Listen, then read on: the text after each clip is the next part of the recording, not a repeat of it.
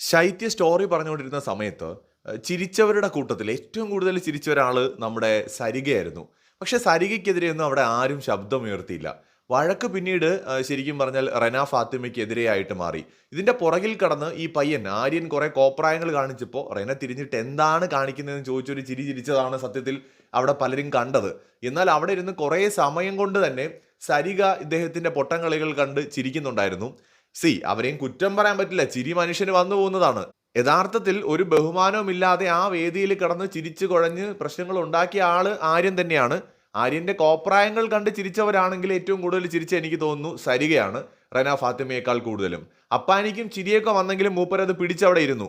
വളരെ മോശം പ്രവൃത്തി തന്നെയാണ്. ഒരാൾ അവരുടെ ജീവിതാനുഭവങ്ങൾ പറയുന്ന സമയത്ത് കുറച്ച് മര്യാദ അവരോട് കാണിക്കാം. ഈ സംയമനം പാലിച്ചിരുന്നത് കേൾക്കാനുള്ള ഒരു മര്യാദയൊക്കെ എല്ലാവർക്കും കാണിക്കാവുന്നതാണ്. എന്തായാലും ഇന്ന് എനിക്ക് തോന്നുന്നു ലാലേട്ടൻ ഏറ്റവും കൂടുതൽ സീനാക്കാൻ പോകുന്നത് ഈ ഒരു വിഷയമായിരിക്കുമെന്നാണ് തോന്നുന്നത്. മാത്രമല്ല ഈ സരികയ്ക്കും പണി കിട്ടാനൊക്കെ ചെറിയൊരു ചാൻസ് കാണുന്നുണ്ട്. കൂടുതൽ അപ്ഡേറ്റ്സുമായി വീണ്ടും വരാം.